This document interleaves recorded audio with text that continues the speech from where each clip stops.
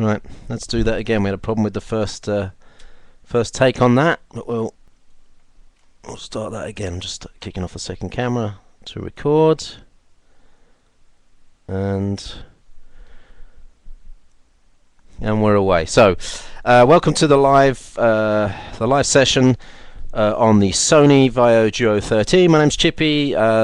Ultrabooknews.com is where you'll find more information on ultrabooks, convertibles, detachables, 2-in-1s, whatever they're calling them these days. In this recording, we've got some live stuff going on in the background, live chat. We've got live recordings going on, so hopefully one of these recordings is going to work, and it'll be up on YouTube for you if you're watching it. Thanks for joining in.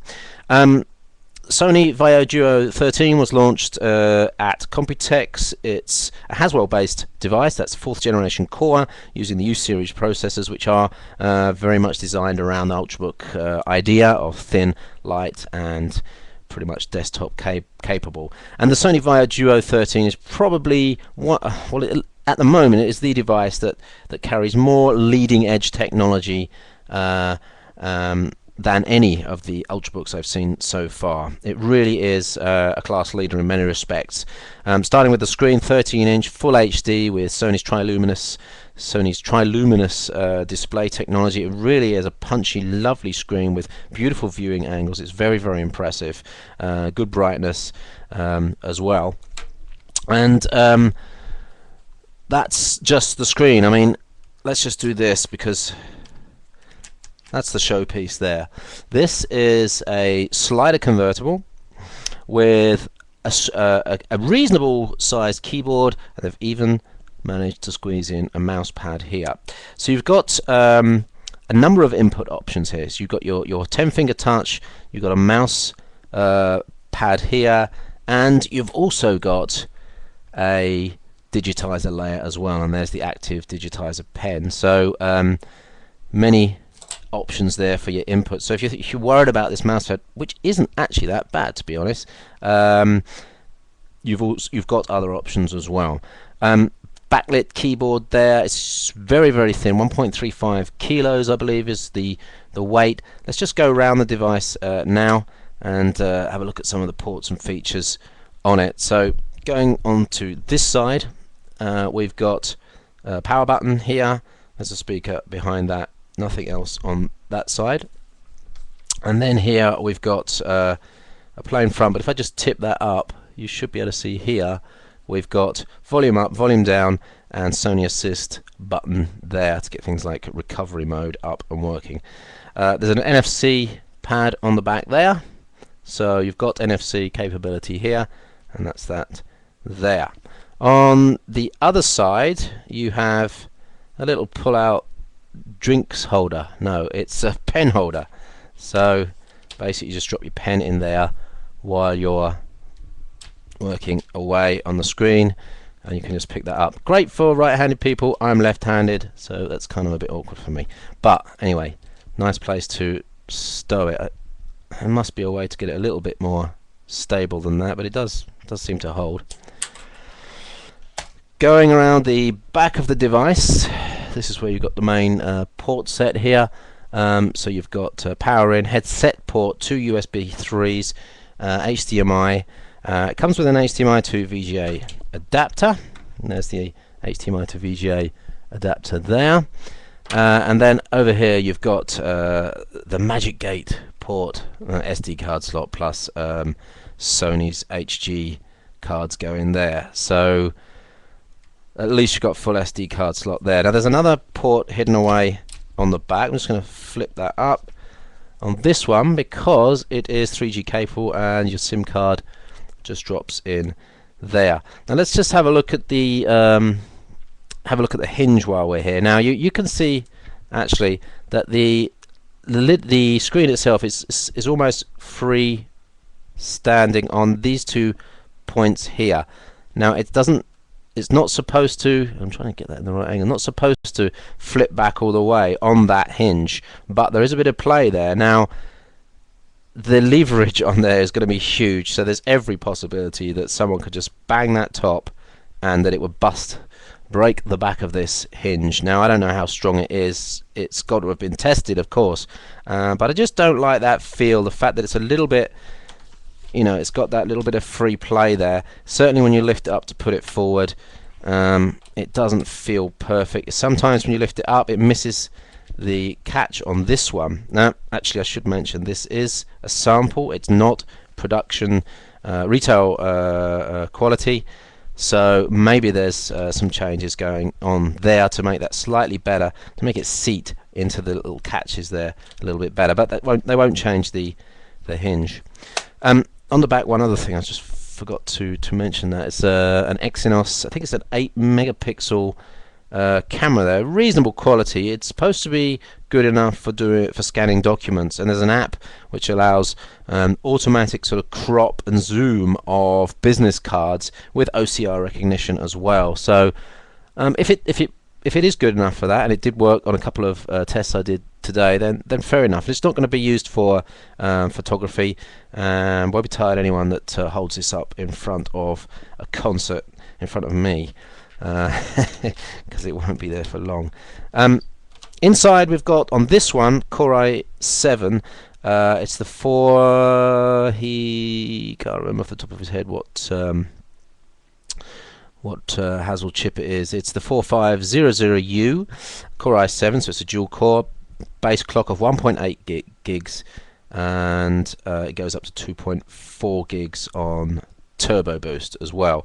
Goes down to about 750 megahertz. Now this is a connected standby Ultrabook, so there's a couple of slightly different things going on here than you'll see on normal PCs. For example, you can't switch the power profile. There are no power profiles, or you can create power profiles, but there's very little that you can change on the power profile. You can't, for example, say go into high performance mode.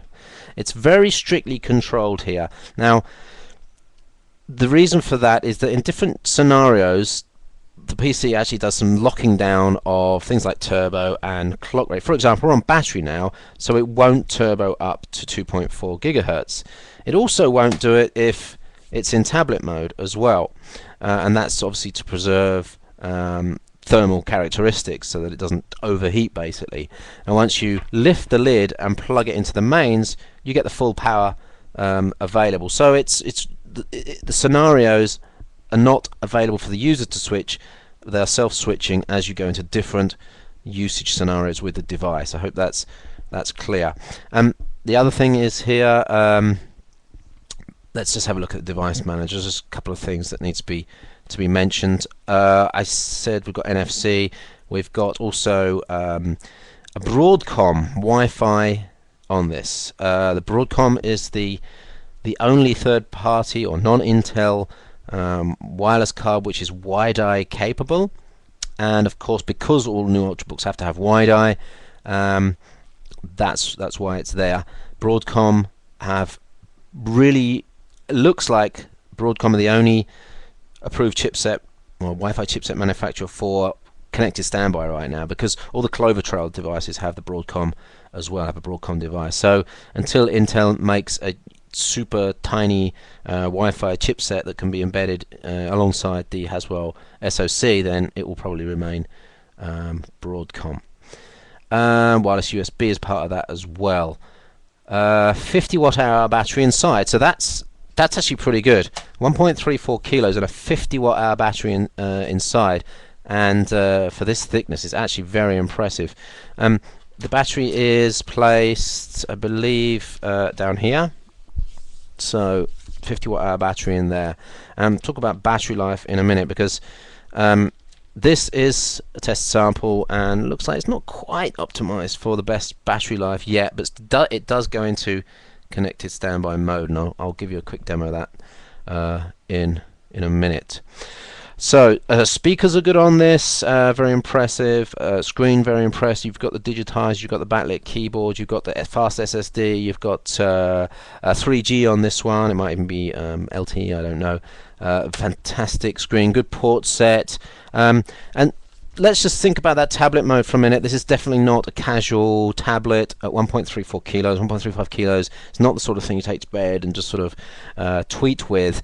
It is a tabletop tablet, really. So it's more for business and educational use, artistic use, design, architectures might be interested in this, fashion designers, because you've got the digitizer layer, and because of this slider mechanism here, unlike laptops which have a constantly moving screen, there's a certain amount of rigidity to this which really does allow you to use the pen quite nicely, and I think like the Vaio Duo 11, people that are into digitizers will appreciate it, and people that are not into digitizers will actually get a really nice experience out of it, and will actually start to, I think, to learn how to use digitizer and get the advantage out of that. Certainly if you put your effort into learning how to use the digitizer on this, there's a real load of advantages. I'm not just talking about signing PDFs, so bear that in mind. So that's it for the quick sort of round the house on the Sony Vaio Duo 13. I don't think I've missed anything there. It should be available in the shops now. Pricing is pretty high. I don't know exactly how expensive this version would be. Is it a V Pro model? I don't know if it's a V Pro model. Just looking at the security devices.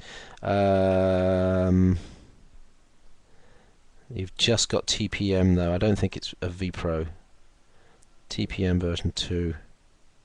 GPS on this as well. Yeah, no, there's no V Pro on this. Don't know if there'll be a V Pro version. Would kind of make sense actually if you know, this being a sort of very high-end device for an exec to have a Windows 8 Pro with encryption and V Pro and TPM would make quite the business PC. All right, so that's it for the quick overview of the Vaio Duo 13. Thanks for watching. The quality of the video isn't what I wanted it to be for this YouTube video. Sorry about any reflections there, but as we're doing a live session, this is pretty much about as good as it gets. Thanks for watching. Stay tuned to ultrabooknews.com, where we'll be doing a full review of the Vaio Duo 13. Look out for other videos, because after I've stopped recording this, we're going into a Q&A session with the guys in the chat room, and we're going to be doing some testing on video performance, battery life, etc, etc. Thanks for watching. Right, so stay there everyone. Let me just stop the recordings here.